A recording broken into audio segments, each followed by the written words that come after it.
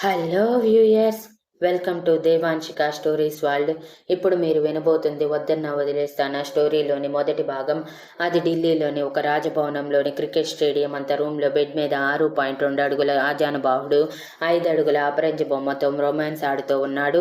ఇక ఆ అపరంజి బొమ్మ శరీరంలో చలనం లేనట్టు తన శరీరాన్ని ఆ ఆజానుబాహుడికి వదిలేసి కళ్ళు మూసుకొని అతను ఇచ్చే పెయిన్ని స్వీకరిస్తూ కళ్ళల్లో కన్నీరు వస్తే అతను ఎంత వైల్డ్గా రియాక్ట్ అవుతారో తెలిసే ఆ కన్నీరు కళ్ళ మాటునే దాచేసి కష్టంగా అతనిని భరిస్తూ ఉంది.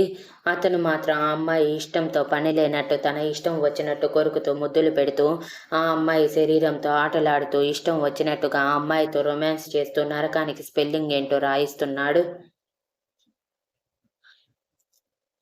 ఆ అమ్మాయికి చాలా రోజుల నుంచి అది అలవాటై ఉండటంతో కళ్ళు మూసుకుని ఆ బాధని భరిస్తూ ఉంది. అర్ధరాత్రి 2 గంటలప్పుడు మన హీరో గారి రొమాన్స్ పూర్తయి అలసటగా ఆ అమ్మాయి గుండెల మీద 5 నిమిషాలు పడుకున్నాక ఆవేశంగా పైకి లేచి ఎర్రబడిన కళ్ళతో బేస్ టోన్లో, ఏంటే నీ అందం చూపించి నన్ను వలలో వేసుకోవాలి అనుకుంటున్నావా అంటూ ఫోర్స్గా ఆ అమ్మాయి చెంప మీద కొట్టాడు. అప్పటికి ఆ అమ్మాయి పెదవుల మీద గట్టిగా ముద్దు పెట్టి కొరికి ఉండటం వలన పెదవుల చెట్లు బ్లడ్ వస్తుంది. ఇక చెంపల మీద అతని పంటి గుర్తులు స్పష్టంగా కనిపిస్తూ ఉన్నాయి. అటువంటి చెంప మీద అతని ఇనుపరాడ్ లాంటి చేతితో కొట్టడంతో చెంప కమిలిపోయి నోట్లో నుంచి బ్లడ్ కూడా వచ్చేసింది దెబ్బకి. అయినా సరే ఆ అమ్మాయి ఏ రియాక్షన్ ఇవ్వకుండా కన్నీళ్లతో ఆ అబ్బాయి వైపు చూడగానే అతను ఆవేశంగా ఆ అమ్మాయి గొంతు నొక్కేస్తూ, ఏంటే పిచ్చోడిలా కనిపిస్తున్నానా, అడుగుతుంటే సమాధానం చెప్పవేంటి, ఇప్పటి వరకు నా పక్కలో పడుకుంది జీవితాంతం నిన్ను నేను ఉంచుకుంటాననే కదా, కలలు కనుకు, నీ అందాన్ని నాకు ఎరగా వేసినంత మాత్రాన్ని నీకు పడిపోతానని అనుకోకు. నీలాంటి వాళ్ళ గురించి నాకు బాగా తెలుసు. నువ్వు నా కాలి కింద దుమ్ముతో సమానం అని ఆవేశంగా మరో దెబ్బ కొట్టి ఆ అమ్మాయి మీద నుంచి లేచి, పో, ఇక్కడి నుంచి వెళ్ళిపో, నా కళ్ళ ముందు ఉండకు, నా పక్కన పడుకునే అర్హత నీకు ఏమాత్రం లేదు అంటూ ఆ అమ్మాయిని పక్కకి తోసేశాడు. ఆ అమ్మాయికి అది అలవాటై ఉండటంతో ఏడుపు కూడా రానంతగా కన్నీళ్లు ఇంకిపోవటం వలన విరక్తిగా ఒక నవ్వు నవ్వుకొని బెడ్షీట్ చుట్టుకోవటానికి ట్రై చేసింది. కానీ అతను రాక్షసంగా తనని అనుభవించటం వలన ఆ పెయిన్ తట్టుకోలేక బాడీ పార్ట్స్ అన్ని చాలా పెయిన్ వస్తూ ఉన్నాయి. ఆ పెయిన్ బయటికి చూపిస్తే అతను మరింత రాక్షసంగా మారిపోతాడని భయపడి కష్టంగా పైకి లేచి బెడ్షీట్ చుట్టుకునేలోపు అతను ఆ అమ్మాయి చేతిని పట్టుకుని బెడ్ మీదకి లాగేసి, ఏంటే వదిలేసి వెళ్ళిపోతున్నావు, ఎంత ధైర్యం నీకు నా నుంచి దూరంగా వెళ్ళటానికి అంటూ కోపంగా ఆమె ఎద మీద పళ్ళు దిగేలా గట్టిగా కొరకగానే అప్పుడు ఆ అమ్మాయి నోటి నుంచి అమ్మ అంటూ గట్టిగా అరుపు రావటం ఆలస్యం. అతను ఆ అమ్మాయి పెదవుల్ని కర్కశంగా అందుకొని కొరికేస్తూ ఆమె పెదవుల నుంచి వచ్చే బ్లడ్ని వ్యాంపైర్ల రక్తం తాగేస్తూ ఆ అమ్మాయిని మరోసారి నరకం చూపించటానికి సిద్ధమైపోయాడు. ఆ అమ్మాయికి మళ్ళీ ఇది తప్పదు అన్నట్టు జీవితం మీద విరక్తితో శరీరాన్ని అతనికి వదిలేసి శవంలా అతని కింద పడుకుంది. మరోసారి సక్సెస్ఫుల్గా ఆ అమ్మాయిని తనలో కలిపేసుకున్నాక అతను ఆ అమ్మాయి గుండెల మీదే పడుకొని, నన్ను వదిలించుకోవటం నీ వల్ల కాదు, నువ్వు ఎక్కడికి వెళ్ళినా సరే నీ నీడలా నేనెప్పుడూ ఉంటాను, నేను వదిలితే కానీ ఈ బంధం నుంచి నువ్వు వెళ్ళలేవు అని గుండెల మీద వేలాడుతున్న తాలిబొట్టు పట్టుకుని ఈవిల్ స్మైల్తో చెప్పాడు. ఆ అమ్మాయి విరక్తిగా ఒక నవ్వు నవ్వి కళ్ళు మూసుకుంది. అంతే. ఆ నవ్వు మన హీరో గారి ఈగోని రెచ్చగొట్టినట్టు అనిపించి ఆ అమ్మాయి భుజం మీద పళ్ళు దిగేలా కొరికి రక్తం బయటికి రప్పించి ఆ అమ్మాయి మొహం వైపు చూడగా బాధని పంటి కింద పెట్టినట్టు మొహం మొత్తం ముడవగానే అతని పెదవుల్లో అప్పుడు సాటిస్ఫైడ్ స్మైల్ వచ్చి, అది నేనేం చేసినా నువ్వు నోరు మూసుకొని చేయించుకోవాలి, కాదని నోరెత్తితే తెలుసు కదా ఏం జరుగుతుందో అంటూ బేస్ వాయిస్లో చెప్పి ఆ అమ్మాయి నడుముని తన ఐరన్ రాడ్ చేతులతో కొండ చిలువలా చుట్టేసి కళ్ళు మూసుకున్నాడు.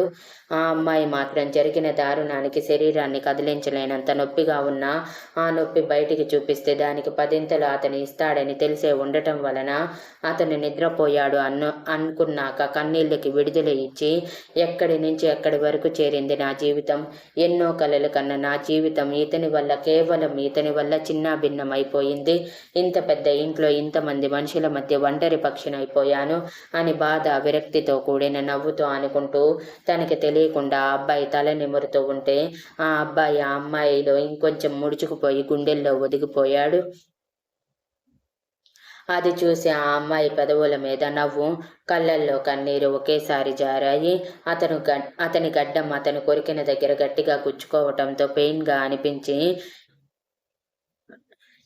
ఇప్పుడు మనం హీరో గారి ఇంటి గురించి తెలుసుకుందాం. చెప్పాను కదా, హీరో గారి ఇల్లు రాజభవనాన్ని తలపించేంత అందంగా ఉంటుందని. ఆ ఇంటికి మొదట గేట్ దాటగానే ప్రకృతిలోకి వచ్చేసామా అన్నట్టు ఎటు చూసిన పెద్ద పెద్ద మొక్కలతో, చెట్లతో పాటు పూల మొక్కలు, షో మొక్కలు, గుబురుగా పెంచిన షో మొక్కలు, పండ్ల చెట్లు ఇంకా చాలా ఉన్నాయి. ఇక దారి మార్బుల్స్తో మరో గేట్ వరకు ఉంది. ఆ గేట్ దాటి లోపలికి వెళ్ళగానే రాచమార్గం ఉంది అన్నట్టు మరోసారి మార్బుల్స్ వాటితో పాటు ఆ దారికి ఇరువైపులా గుబురుగా పెరిగి ఉన్న షో మొక్కలు. ఇక గార్డెన్ అయితే ముందు దానికంటే అందంగా ప్రపంచంలో దొరికే అన్ని రకాల పూల మొక్కలతో పాటు చిన్న చిన్న పండ్ల మొక్కలు. ఆ చెట్ల మధ్యలో సిట్టింగ్ ఏరియా. ఎండ పడకుండా ఉండటానికి ఆ సిట్టింగ్ ఏరియా దగ్గర ఒక గొడుగు లాంటిది పెట్టి ఉంటే ఆ సిట్టింగ్ ఏరియా పక్కనే స్విమ్మింగ్ పూల్ ఉంది. మొత్తానికి అది మొత్తం చూడటానికి రెండు కళ్ళు చాలవన్నంత అందంగా ఉంది. మనం ఇంకొంచెం ముందుకు వెళ్తే ఆ పార్టికోలో లేని కార్ లేదు, బైక్ లేదు, ఆఖరికి సైకిల్స్తో సహా ప్రతి ఒక్కటి ఉంది హై రేంజ్లో. ఇక మనం ఇంటి లోపలికి అడుగు పెడితే ముందుగా మనకి దర్శనం ఇచ్చేది లివింగ్ హాల్. ఆ లివింగ్ హాల్లో ఎటు చూసిన ఫేమస్ చిత్రకారుల కుంచి నుంచి వెలువడిన అద్భుతమైన చిత్రపటాలు ప్రతి ఒక్క వాల్కి తగిలించి ఉన్నాయి. ఇక ఆ లివింగ్ ఏరియాలోనే ఒక చోట హోమ్ థియేటర్ అంత పెద్ద టీవీ ఫిట్ చేసి ఉంది. ఆ లివింగ్ ఏరియాలో కూర్చోవటానికి వీలుగా సోఫాలు వేసి వాటి మధ్యలో టీ టేబుల్ పెట్టి ఉన్నాయి. మొత్తానికి లివింగ్ హాల్ చూడటానికి దాదాపు 50 మంది వరకు బ్రతకచ్చన్నంత పెద్దగా ఉంది. ఇక అక్కడి ఇంటీరియర్ చాలా పాష్గా ఉంది. ఇక ఆ లివింగ్ హాల్లో ఉన్న వస్తువులన్నీ కూడా ఫారెన్ నుంచి తెప్పించినవే. మనం ఆ లివింగ్ హాల్ని వదిలి ఒక స్టైర్ పైకి వెళ్తే ఆ స్టైర్లో ఆఫీస్ రూమ్, ఆఫీస్ పనులు చూసుకోవటానికి ఉండటంతో ఆఫీస్ పనుల గురించి ఎవరైనా వచ్చినా, లేదంటే ఫ్యామిలీని కలవటానికి ఎవరైనా వచ్చినా కూర్చొని మాట్లాడుకునేదే అక్కడే. ఇక మనం మరో స్టైర్ పైకి వెళ్తే ఆ స్టైర్లో వాళ్ళ ఫ్యామిలీ అయిన హీరో అమ్మ, నాన్న, తాతయ్య, నానమ్మ గదులతో పాటు మరో 4 గెస్ట్ రూమ్స్ ఉన్నాయి. కానీ హీరో ఫ్యామిలీ ఉండేది ఆ ఇంట్లో కాదు. ఇక ఆ స్టైర్లో కూడా మరో లివింగ్ హాల్ ఉండి సేమ్ కింద ఎలా అయితే విశాలంగా అద్భుతమైన ఇంటీరియర్తో ఉందో ఇక్కడ కూడా అలానే ఉంది. ఆ స్టైర్లోనే కిచెన్తో పాటు కొంచెం విశాలంగా ఉండే పూజ గది కూడా ఉంది. ఇప్పుడు మనం మరో స్టైర్ పైకి వెళ్తే ఆ స్టైర్లో ఒక జిమ్ రూమ్, ఒక హోమ్ థియేటర్తో పాటు మన హీరో గారి బెడ్రూమ్ ఉంది. ఇక పైన పూల మొక్కలతో కూడిన టెర్రస్ ఉంది. ఇప్పుడు మనం బెడ్రూమ్లోకి వెళ్దాం పదండి. హీరో గారి బెడ్రూమ్ విశాలమైన క్రికెట్ స్టేడియం అంత పెద్దగా ఉండి వాల్స్ మొత్తం బ్లాక్ అండ్ వైట్ థీమ్తో ఒక సైడ్ గ్లాస్ వాల్ ఫిట్ చేసి అటు సైడ్నే బాల్కనీ ఉంది. ఇక మరో 2 సైడ్స్ నార్మల్ వాల్స్ ఉన్నాయి బ్లాక్ అండ్ వైట్ థీమ్తో. ఇక మరో సైడ్ డ్రెస్సింగ్ రూమ్తో పాటు ఆ డ్రెస్సింగ్ రూమ్తో ఒక బాత్రూమ్ ఉంది. ఇక్కడ ఒక వాల్ సైడ్ మొత్తం హీరో గారి ఫొటోస్ చిన్నప్పటి నుంచి ఇప్పటి వరకు ఉన్నవి స్టిక్ చేసి ఉంటే, బెడ్ వెనుక వాల్కి మాత్రం హీరో గారి యాటిట్యూడ్ లుక్ విత్ యాటిట్యూడ్ స్మైల్తో ఉన్న ఫోటో ఎన్లార్జ్ చేసి ఉంది. ఇక మరో వాల్ సైడ్ మాత్రం మెయిన్ డోర్తో పాటు సోఫా సెట్, టీ టేబుల్ కూడా ఉన్నాయి. ఇది మన హీరో గారి ఇంటి గురించి. Thank you for listening and please like, share, comment and subscribe.